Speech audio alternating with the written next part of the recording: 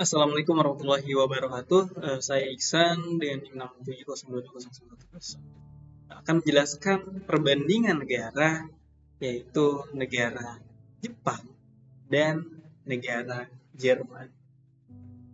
Pada kali ini saya akan membandingkan dari aspek yang pertama pemerintahannya, yang kedua ada kepartaiannya, sistem kepartaiannya, dan juga sosial budayanya.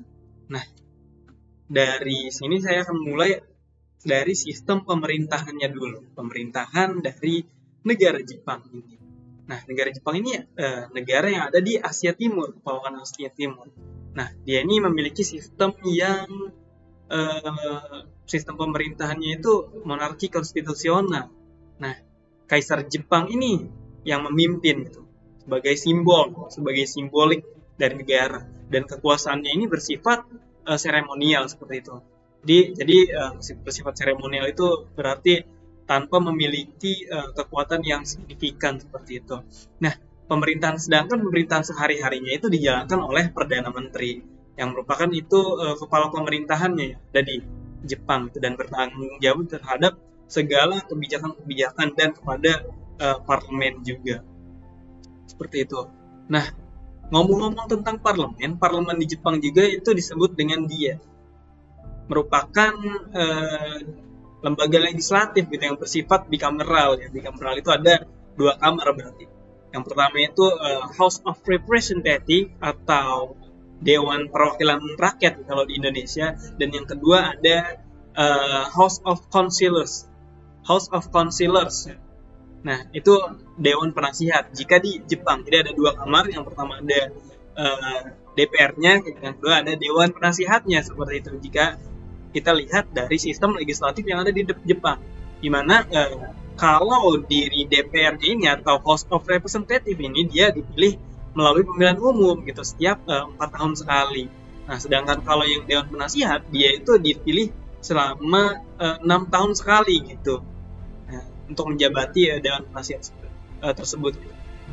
Nah, lalu pemerintah Jepang ini juga punya kekuasaan eksekutif gitu, di mana yang dipimpin oleh Perdana Menteri gitu, yang bertanggung jawab atas apa? Atas kebijakan negara, atas segala hal-hal yang dibutuhkan oleh masyarakat secara langsung gitu. Dan tentunya dari pimpinan eksekutif ini juga Jepang punya yang namanya lembaga yang namanya kabinet tersendiri gitu, kabinet yang dimana isinya itu ya menteri-menteri gitu, yang dipimpin oleh Perdana Menteri tadi, dan anggotanya ya dipilih dari anggota parlemen seperti itu dari kabinet tersebut.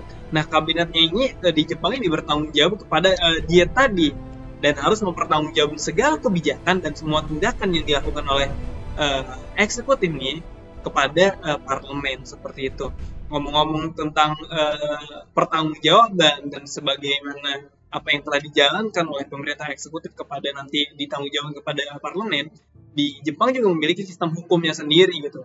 Nah, karena di Jepang ini memiliki sistem hukumnya itu sistem hukum model civil law, yang dimana banyak dipengaruhi oleh hukum Jerman dan Amerika setelah Perang Dunia Kedua. Nah, hukum Jepang ini diatur dalam kekuasaan kekaisaran gitu, mulai dari zaman dahulu, yang merupakan itu adalah sebuah sumber tertinggi dalam hukum di Jepang, yang dimana harus diikuti oleh konstitusi Jepang, peraturan pemerintah, dan peraturan lokal. Nah, jadi secara keseluruhan itu sistem pemerintahan Jepang ini adalah sistem monarki konstitusional dengan kepala negara yang disebut seremonial, yaitu kaisar tadi, pemerintahan yang dipimpin oleh Perdana Menteri, dan parlemen yang memiliki 2 kamar, yaitu Dewan Perwakilan Rakyat dan Dewan Penasihat.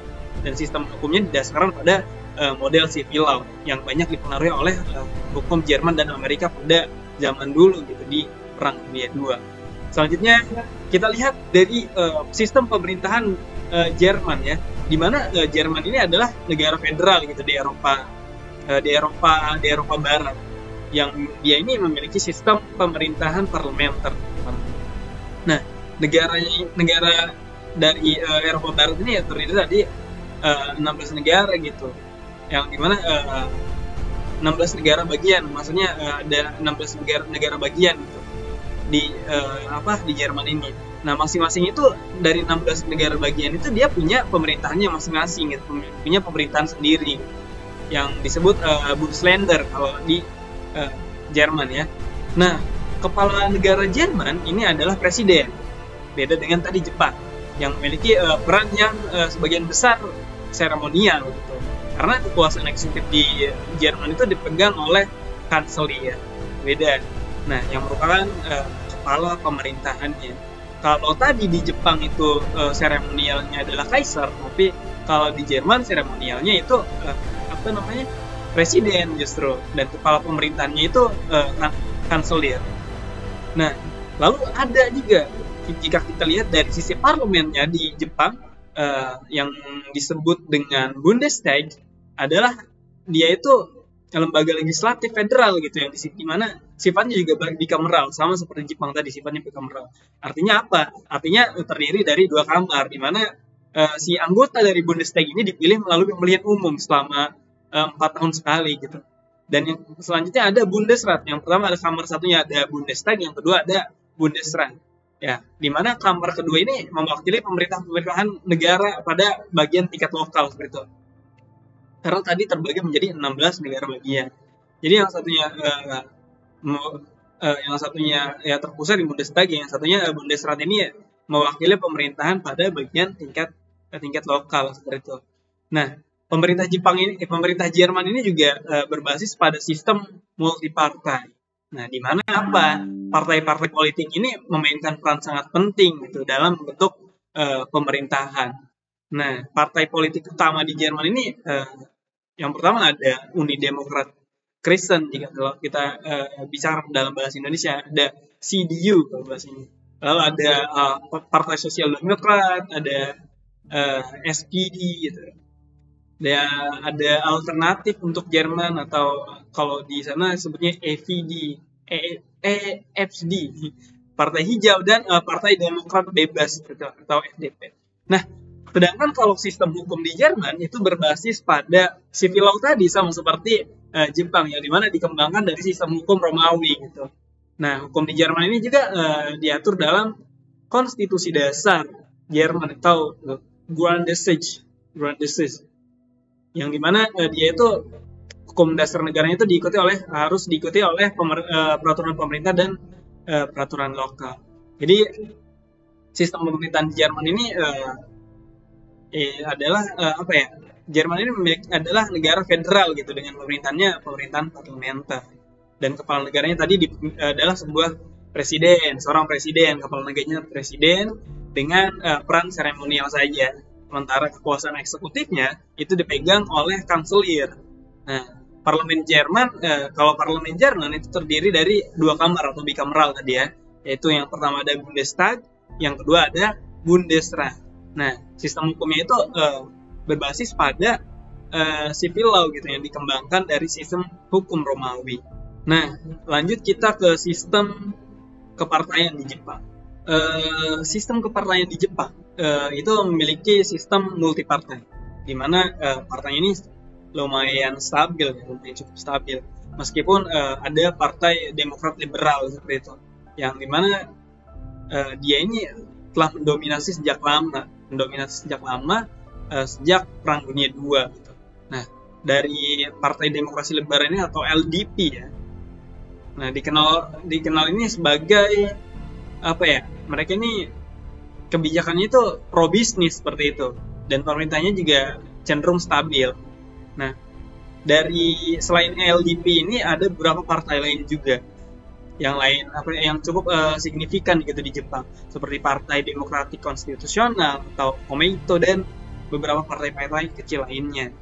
Nah, sistem kepartaian di Jepang juga cenderung stabil ya, mewakili beragam pandangan-pandangan politik, hampir sama seperti Indonesia. Jadi dari konservatifnya itu dari konservatifnya gitu hingga pelaksanaannya lumayan progresif juga gitu. Jadi meskipun dari tadi ada partai LDP ini dia dominan, tapi partai-partai oposisi juga memainkan perannya sangat penting gitu dalam mengawasi pemerintahan yang membentuk opini publik ini yang dijalankan di Jepang ini. Nah, meskipun kepartaian di Jepang ini bisa dibilang stabil ya, namun juga tentu ada juga tantangan yang dihadapi di Jepang, seperti masalah-masalah korupsi yang masih ada gitu, lalu perubahan politik yang lumayan cepat, meskipun ya bisa dibilang stabil tadi.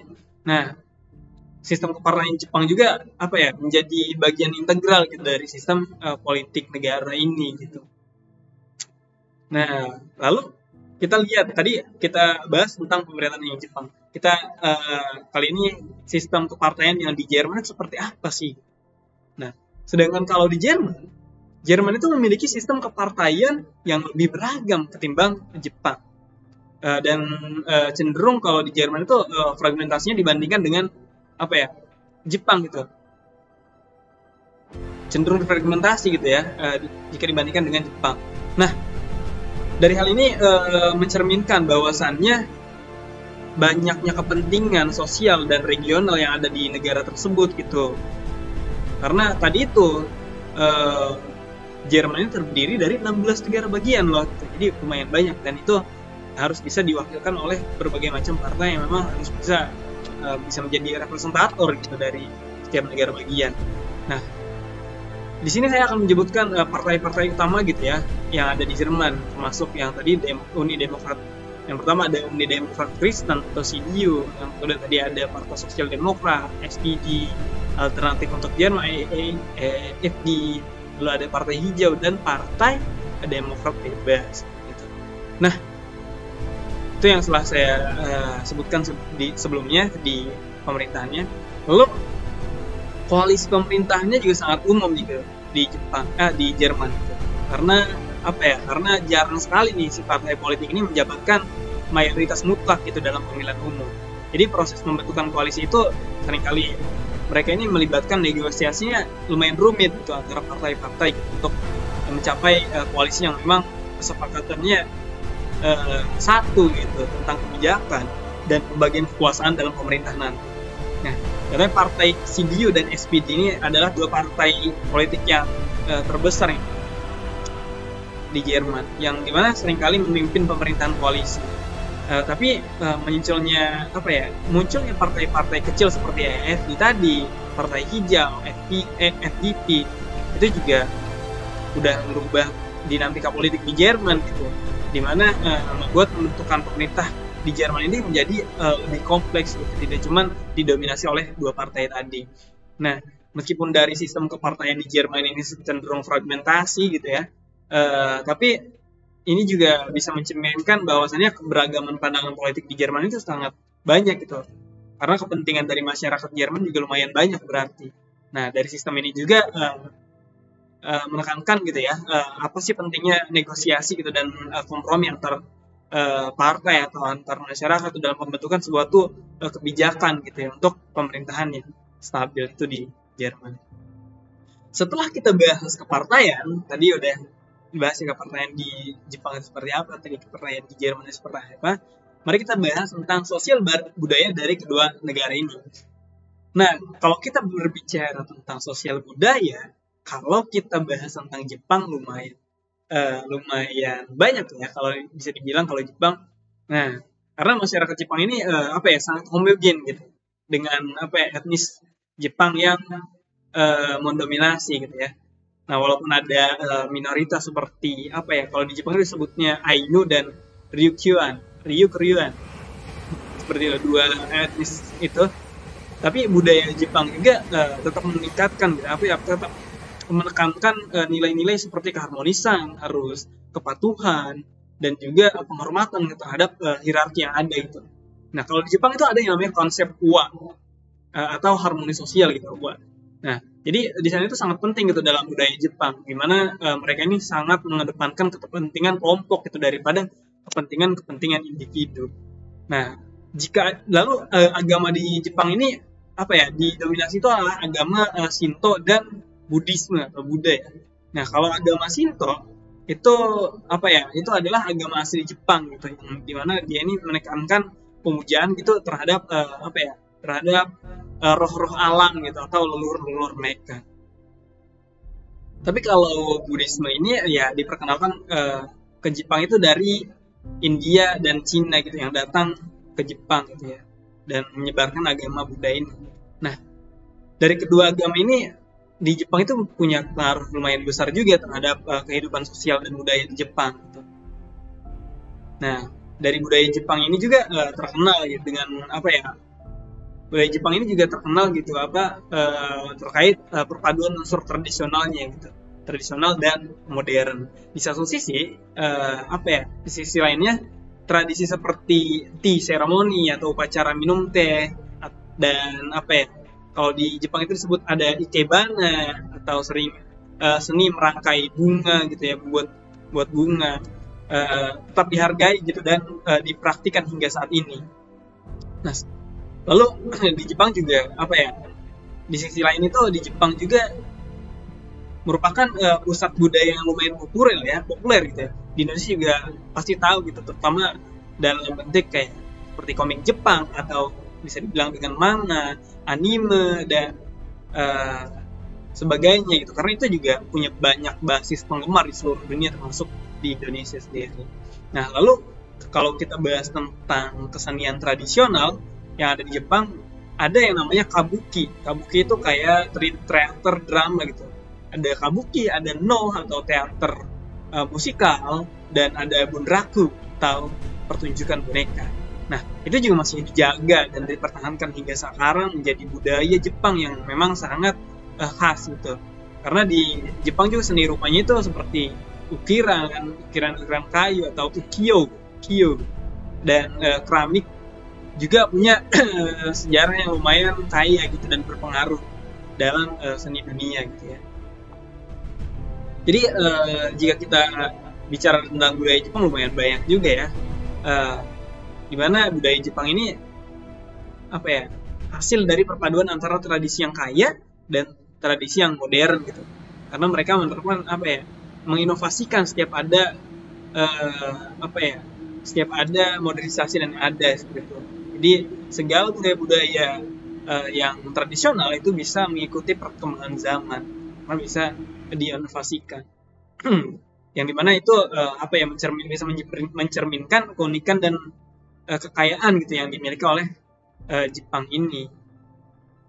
Nah, kalau kita dilihat dari sisi negara Jerman, masyarakat Jerman ini lebih heterogen gitu timbang dari masyarakat Jepang.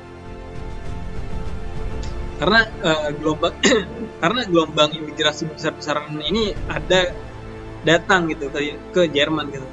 Dari Eropa Timur, dari Timur Tengah, itu yang menciptakan keberagaman budaya, keberagaman sosial, keberagaman agama yang ada di Jerman sendiri, karena memang diisi oleh berbagai macam kelompok etnis dan budaya yang hidup berdampingan hingga saat ini. Nah, lalu budaya Jerman ini juga bisa dikatakan dipengaruhi oleh nilai-nilai seperti ketepatan waktu, efisiensi, cenderungan dalam memisahkan kehidupan profesional dan pribadi gitu. Jadi mereka ini mempunyai yang namanya konsep Ordnung, di mana mereka ini keteraturan itu atau kedisiplinan itu sangat dihargai gitu dalam budaya Jerman, di mana sangat tercermin dalam berbagai aspek kehidupan sehari-hari. Nah, di sana ada yang namanya agama Kristen, di mana agama Protestan dan Katolik Roma gitu.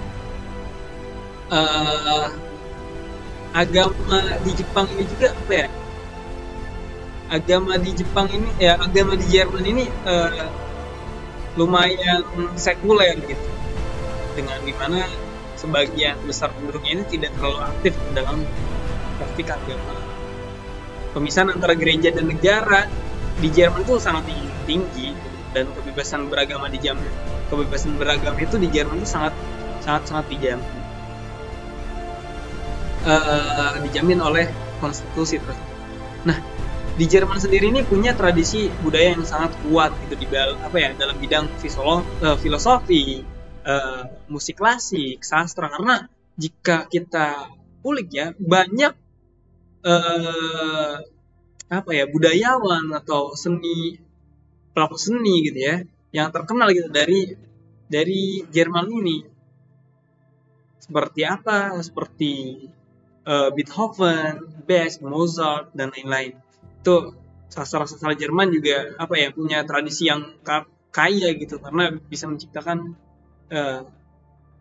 tokoh-tokoh legend seperti itu ya, dengan karya-karya besar ini seperti penulis dari Goethe, Schiller, dan Kafka gitu ya. Nah, di Jerman juga ada yang namanya kegiatan-kegiatan budaya.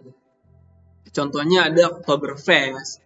Kalau di Jerman ada juga Weihnachtsmarkt. Jadi itu ada contoh kegiatan budaya yang lumayan populer gitu di Jerman gitu. Kalau Oktoberfest itu festival bir terbesar gitu yang ada di Jerman gitu. Yang dimana dia ini diadakan di Munich setiap tahun.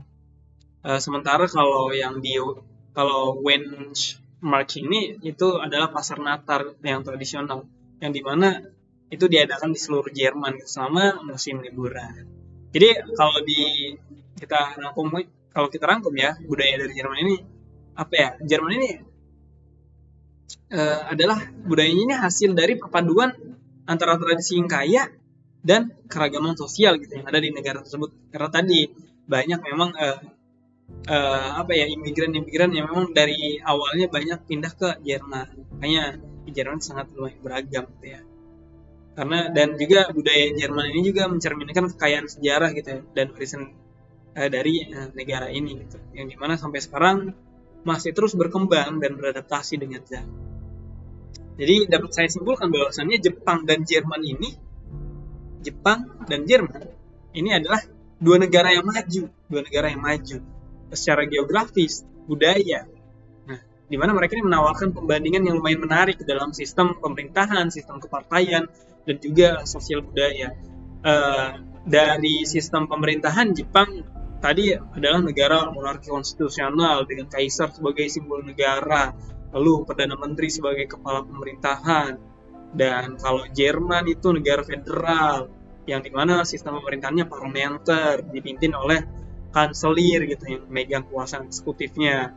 Lalu kalau dilihat dari sistem kepartaiannya tadi, Jepang itu lebih stabil dengan partai Demokrat liberalnya atau LDP-nya, karena partai itu partai dominan. Sedangkan kalau di Jerman itu terdapat lumayan berbagai macam keragaman ya dari partai politik yang mencerminkan setiap negara bagian gitu.